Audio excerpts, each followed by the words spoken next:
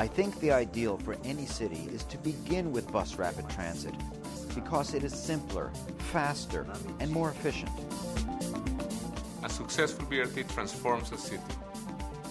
There are 5 more BRTs being built in 5 other Colombian cities at this moment.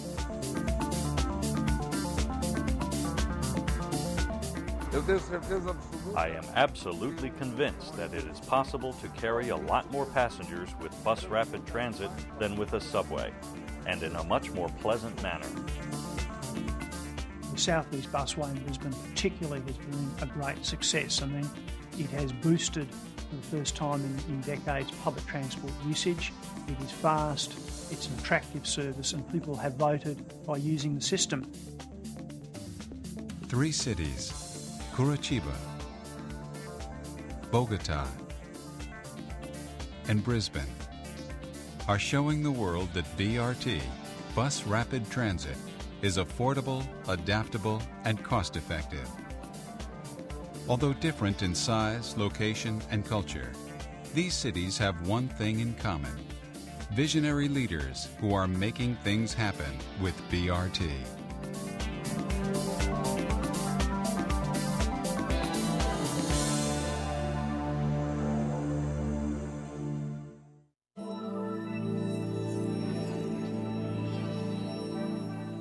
Transport is different from all other problems developing countries face. If a country gets richer, its education will be better, its culture will be better, almost everything will improve, except transport, which will get worse. Because you only get more and more cars and more traffic jams, more pollution, a more unlivable city. It's absolutely not possible to solve transportation problems through the increase in road infrastructure.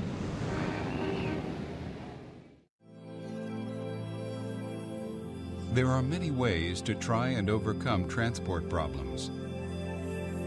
So why did these 3 cities choose BRT? What attracted us to the busway concept was that they were cheaper than rail solutions, and also able to be rolled out in stages. If you want to cover a whole city, the only possible solution is bus rapid transit, because rail systems are extremely expensive. The added advantage of a busway is that the services pick up people close to their homes, join the busway, and then provide a congestion-free run into the city centre without having to change seats.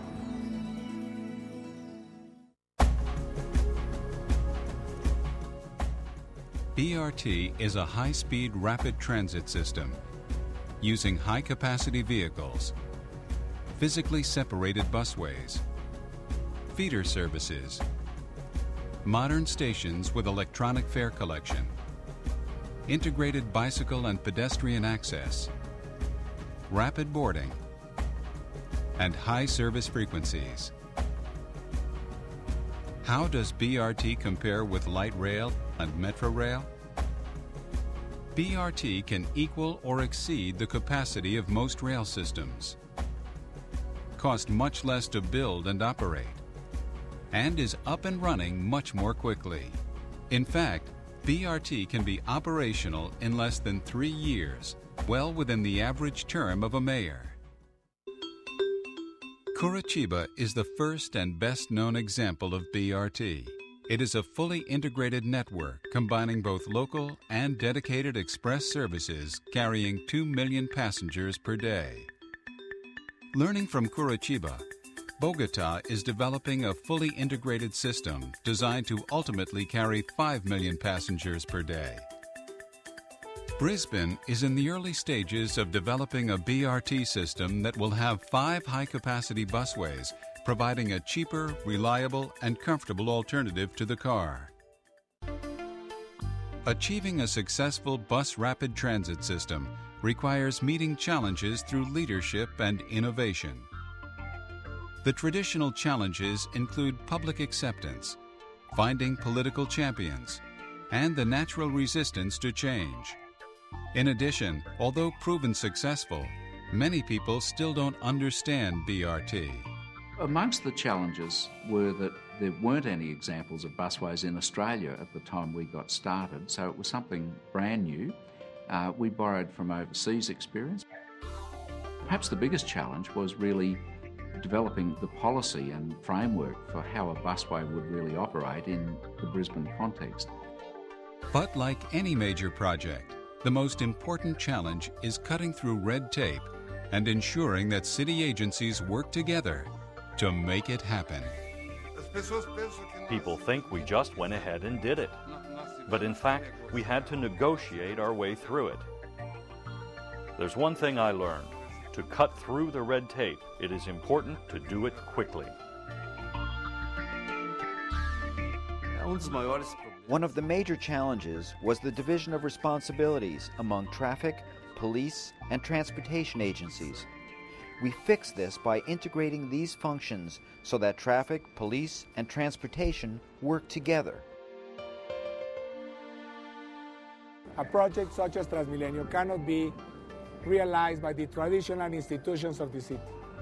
I created an independent project team, which later became the Transmilenio Company, a very small, independent company that has the flexibility and the highly qualified people that is necessary to make the project a reality. There are even challenges that come with success. People will say that it is difficult to put in a busway. Not true. The real challenge is finding ways to meet increasing demand for the busway. To meet increasing demand, we once looked at building light rail.